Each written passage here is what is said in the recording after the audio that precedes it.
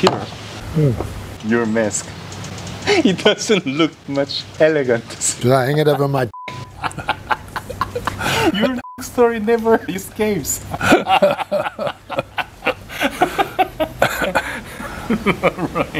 All right, thanks. Oh, you look much more elegant now. Thanks.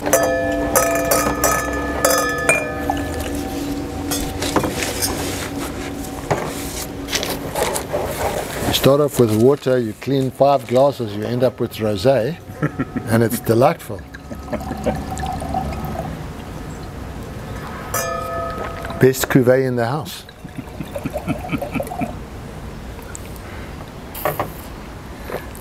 I'm happy when I see you happy. So.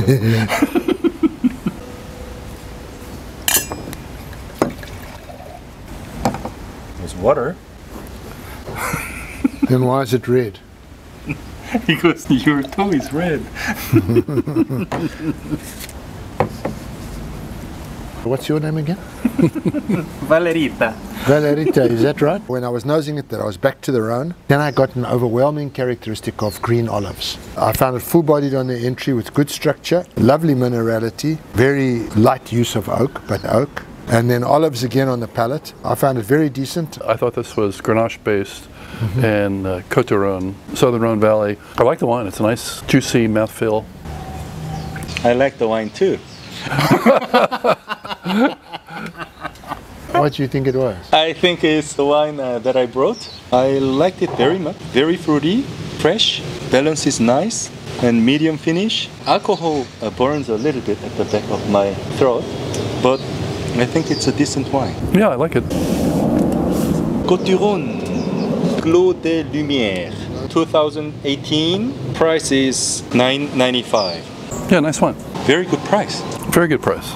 I thought it was a very nice wine. What I'm preferring more and more these days are the white Côte du Rhônes.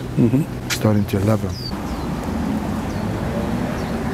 Medium ruby red color, oak dominated the nose. Underneath it was a little bit of green notes, some dark fruit. I thought the palate was better than the nose. Still quite a bit of oak, but it also had some mineral notes, some earthiness, spicy notes, alcohol 14.5 or so. Pretty good length, pretty good wine. I think this is another wine that I brought. It's from Portugal, from the Alentejo. Wines in that region can sometimes exhibit slightly underripe and overripe at the same time because it's very hot, and when it's very hot the vines shut down. That's where I was. Some hints of green. Initial palate attack, quite boring and one-dimensional, but it expanded. It definitely got better across the palate. What do you think, Jay? My first nose was nicely oaky, but it got oakier. I love the acidity of the wine, but it's the limit of the oakiness that I can stand with.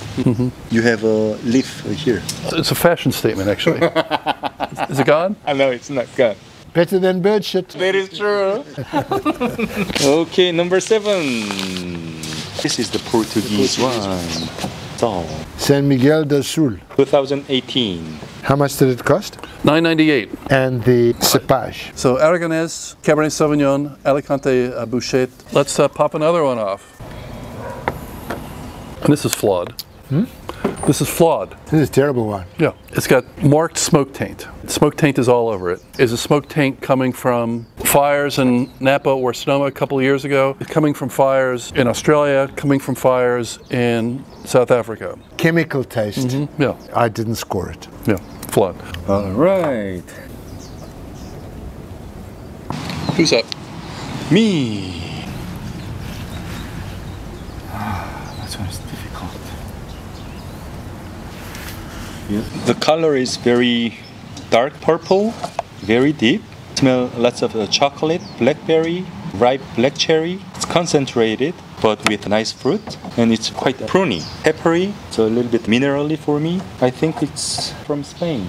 There's a baked characteristic to it. High alcohol, deep color. For me, it was too hot. Oh, I loved it. I thought this was easily the best wine we've had so far. I agree with Jay. It's very powerful, very pushy, but I thought it was really excellent. Yes, I do see it's big and all the rest of it. Number 9, Juan Gil, Monastrell, 2016. We had this one last week as well. Yes, the same vintage or not? Oh, the vintage is different. Last time we had 2017, And this one is? 2016. Last week this was one of our best wines, Right, right? right. It's one of the two best wines. It's my best wine today so far. And what's interesting, it's a stylistic thing. You really liked it, and for me, it was just a little too baked. But again, that's for the viewers, is to realize what styles you prefer. Peter usually doesn't prefer baked style, right? No, I don't. I don't like to drink them, but I like to judge everything. That's why our business card says best of genre. Because even if I don't want to drink the genre, I try to figure out what would make it best of genre. No, this is not my choice. My choice is Chianti Classico and Burgundy. But I think this is a really, really good wine. And if this is $13 or less, Again, we have these taste thresholds, and for me, when I get that baked characteristic, I have a hard time letting go of it. But beyond that, there are many different flavors here, so it's a complex wine. I bought a bottle of 2017 and I found this one, just one bottle, so I got interested and I bought this, and I didn't tell my wife that there are two different vintages. She picked up this and opened it. she messed with you. She planned it. She planned it. You should not put up with this. Today it's a bottle of wine. Tomorrow it's your car. I think she planned it against you, not against me. Against me. Yeah. She has planned it for a long time, for her entire life. I'm not sure why she would plan something against such a nice, quiet, So it's a nice boy. quiet, softly spoken, butter wouldn't melt in my mouth, meek shall inherit the earth kind of guy. Peter, it is clear that you are nice, but you are not quiet. You are never quiet. Never quiet? It's because I'm deaf, I can't hear myself. What do you think, Patrick? Do you think Peter is quiet? He can have his quiet moments. I've seen him asleep. Yeah, exactly, when he sleeps. Man, these trees are growing like crazy. Because you water with wine, right? You wine them. Wine is 85% water. That's true. We're about to run into an existential problem here. Existential problem? De l'eau est fini. Okay, I get one more bottle. S'il te plaît. Okay. Monsieur? Mille grazie. Okay, 4 more, and we are done. And while you guys are evaluating that, I think it has some carbon dioxide on it. I think the wine's got, I think it's a flawed wine.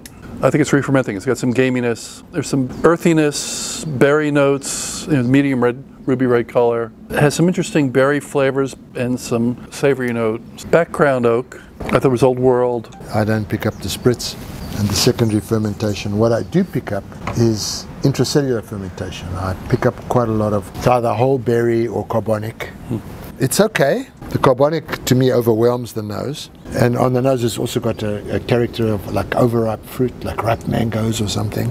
A bit hollow in the middle palate structure's okay. I think it's a garnacha. I smell full of fruit, but the smell is a little bit off for me. I smell glue. Lots of glue here. You smell what? Glue. Glue. Yeah. You shouldn't be sniffing glue. Not good. When I was small, I smelled it a little bit. I'm sure. And exactly, it smells like that. And it shows very short finish. À l'eau de Jupiter. Postière de Nîmes. So 90% Grenache, 10% Syrah, $12.99. Definitely not worth it. Can you give that a shake, Peter, and see if it gives a... All right. Well organized. Yes, very well organized. A shake? Shake, rattle, and roll. You look like you're jerking off. Look at the froth. Now, here. I mean, if you shake any of these wines like that, you'll get a froth. You don't get a pop like that. That is... Do it with any other wine. Oh, bullshit. Yeah. That is re-fermenting, cough. Do it with I any told other you, wine. it is re-fermenting. Do it with any other one. It's a shaking time. Now let's see if we get the pop. Not the same fuzz. Thank you. Any wine will do that. To be honest, Patrick, perhaps that was slightly more. Yeah, the foam was. A little bit more. Okay, well, it doesn't matter because none of us liked it. True. Next wine.